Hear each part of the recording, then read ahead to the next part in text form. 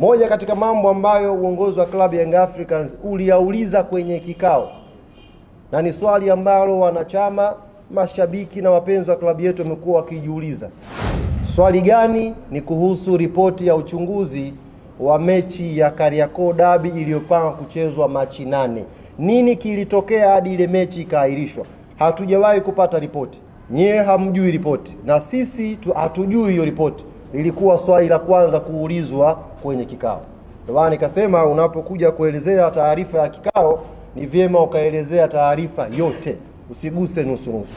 Na afisa mtendaji mkuu wa bodi ya ligi Almasi Kasongo akakiambia kikao, ripoti ile yako mambo ambayo yanawafanya washindwe kuisema public, ikiwemo kwa mujibu wake, ikiwemo katika ripoti hiyo inaonyesha yupo kiongozi mkubwa wa serikali ambaye ndani ya kikao walimtaja, alipiga simu geti la Benjamin Mkapa lisifunguliwe siku ya Machi 7.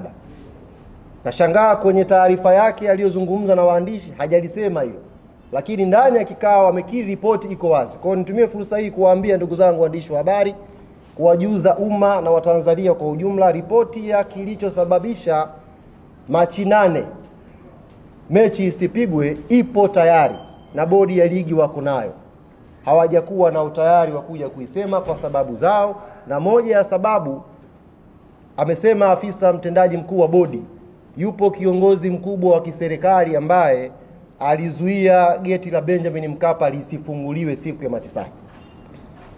Kwa hiyo nitumie fursa hii kumwambia Almasi Kasongo, kumuomba akiwa anazungumza next time nikipata fursa ya kukutana naye, waambie Watanzania wanataka kujua ripoti ya Machi 8 clean ilivyo, eleza umma upate kufahamu.